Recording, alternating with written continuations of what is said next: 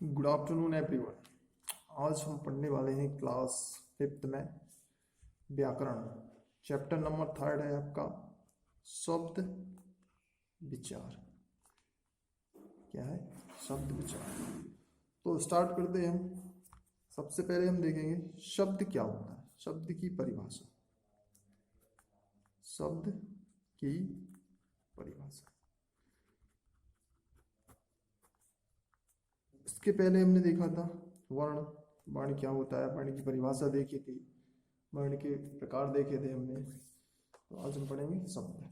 तो जनरली वर्ण शब्द की हम परिभाषा देखें तो वर्णों के मेल से, वर्णों के मेल से बनने वाला, बनने वाला सार्थक समूह जिसे शब्द कहा जाता है। शब्द कहा जाता है। ठीक है, ये हुई शब्द की परिभाषा। जैसे मैं एक एग्जाम्पल लूं, मैंने यहां पे लिखा है का धनमा धनला कमल। क्या हुआ? कमल। ये आपका एक शब्द कहना है। ठीक है, और दूसरा एग्जाम्पल लेते हैं। जैसे रा में आ की मात्रा, धन माँ, एक शब्द बना राम। ठीक है ना।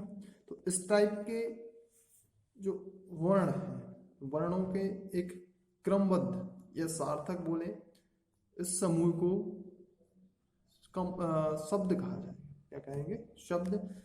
यदि जिस शब्द का कोई अर्थ ना निकले उसे शब्द हम नहीं कह सकते। जैसे अब मैं एक एग्जाम्पल लेता हूँ। जैसे मैंने राइट किया ला धन का धन माँ। क्या होगा? लकम। लकम शब्द बना। इसका कोई अर्थ नहीं निकल रहा, ये कोई मीनिंग्स नहीं दे रहा प्रॉपर, इसलिए इसको हम शब्द नहीं कह सकते। या नहीं कह सकते, शब्द नहीं कह सकते। इसी को मैं लिखूं माँ धन का धन ला मकल।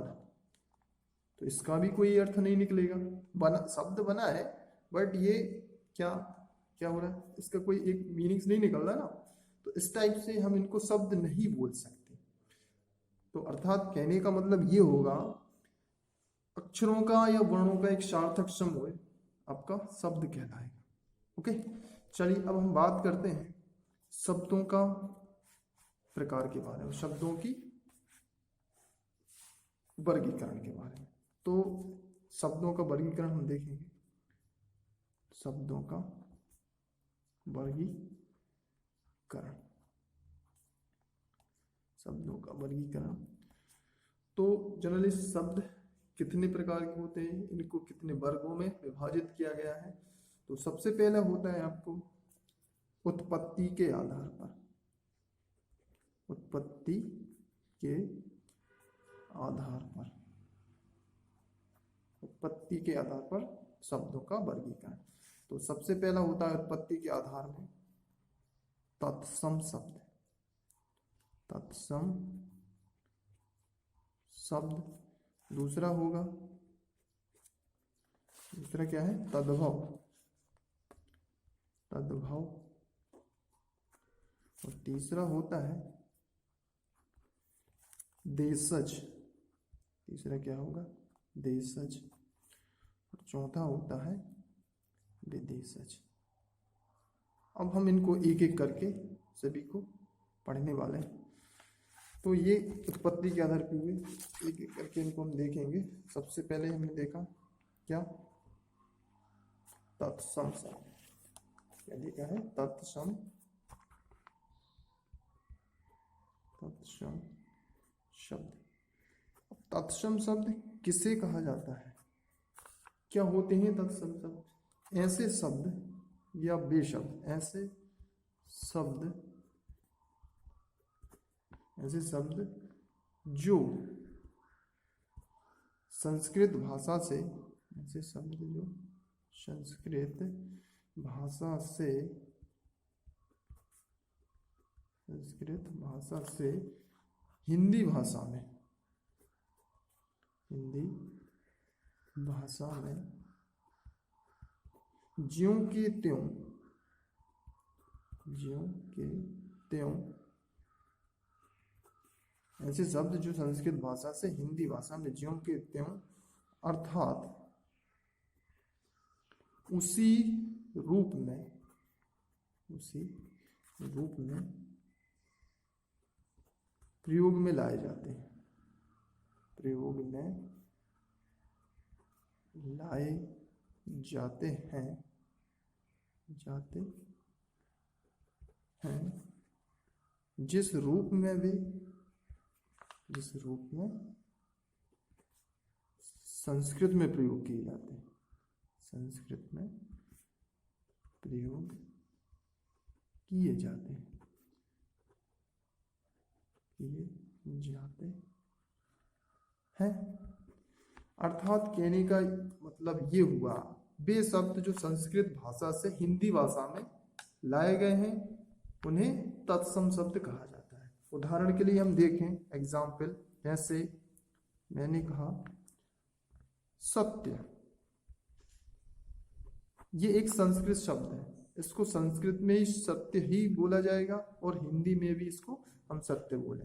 दूसरा हम एग्जाम्पल लें सर्प, सर्प, सर्प मीन्स क्या होता है, एक्चुअल में सांप होता है ना, सांप नाम से जानते हैं, लेकिन ये संस्कृत में भी सर्प रीड किया जाएगा और हिंदी में भी हम इसको सर्प ही रीड करेंगे। एक दो एग्जाम्पल और देखें, जैसे सूर्य हुआ, सूर्य को संस्कृत में सूर्य ही बोला जाता है, हिंदी में भी आप इसको सूर्य ही कहेंगे, ठीक है ना, हिंदी में भी सूर्य कहेंगे और संस्कृत में भी सूर्य कहेंगे।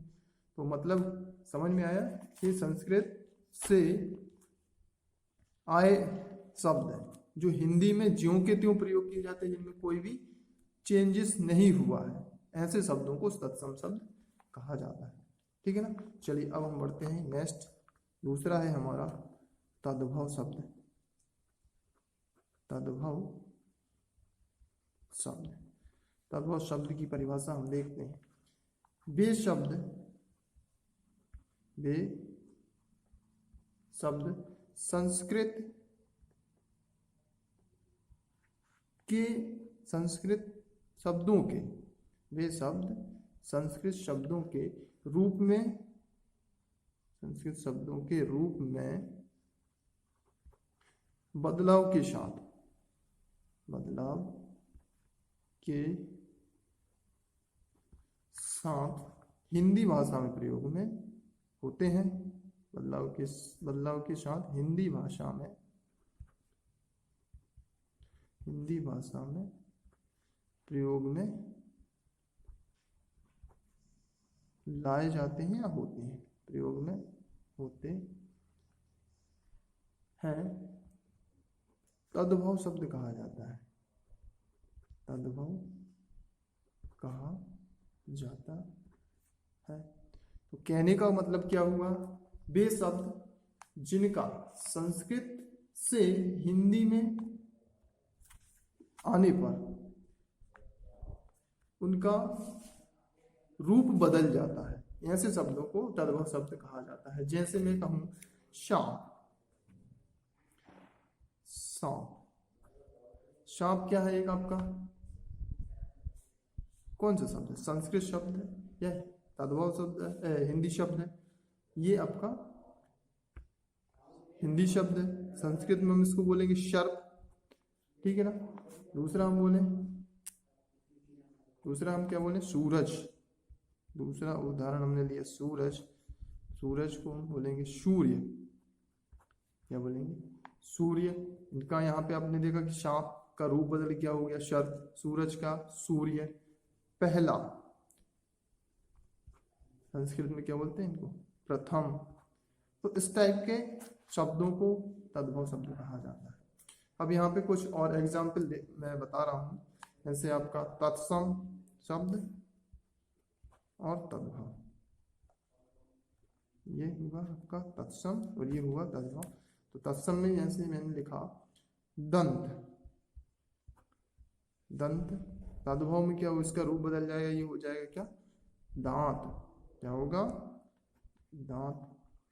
ग्राम, संस्कृत में इसको ग्राम बोला जाएगा, संस्कृत में ग्राम बोलेंगे, अर्थात तत्सम, और तद्भव जैसे आपका क्या हो जाएगा इसका, गांव। तो इस टाइप के शब्दों को तत्सम और तद्भव शब्द कहा जाता है।